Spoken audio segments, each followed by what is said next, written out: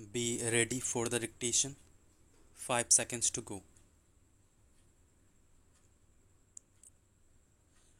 We are of the opinion that even assuming that the counsel for the accused does not appear because of the counsel's negligence or deliberately, even then the court should not decide a criminal case against the accused in the absence of his counsel, since an accused in a criminal case should not suffer for the fault of his counsel, and in such a situation the court should appoint another counsel as amicus curiae to defend the accused.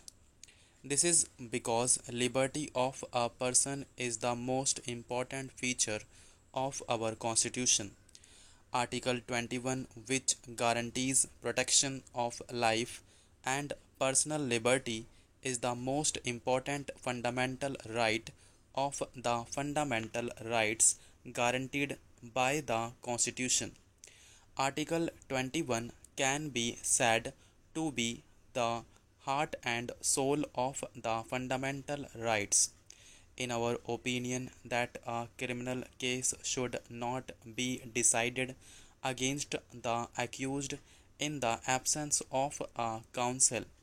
Historically and in practice, in our own country at least, it has always included the right to the aid of counsel when desired and provided by the party asserting the right.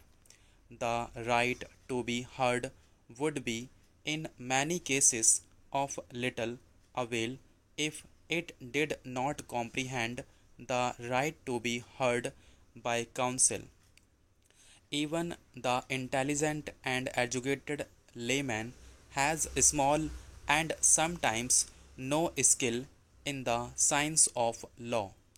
If charged with crime, he is incapable generally of determining for himself whether the indictment is good or bad.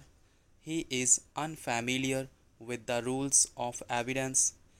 Left without the aid of counsel, he may be put on trial without a proper charge and convicted upon incompetent evidence or evidence irrelevant to the issue or otherwise inadmissible. He lacks both the skill and knowledge adequately to prepare his defense, even though he has a perfect one.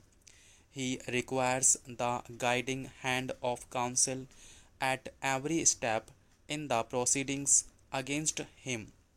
Without it, though he may be not guilty, he faces the danger of conviction because he does not know how to establish his innocence.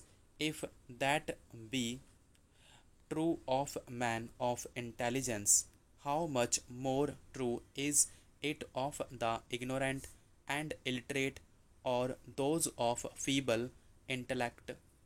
If in any case, civil or criminal, a state or federal court were arbitrarily to refuse to hear a party by counsel employed by and appearing for him, it reasonably may not be doubted that such a refusal would be a denial of a hearing, and therefore of due process in the constitutional sense.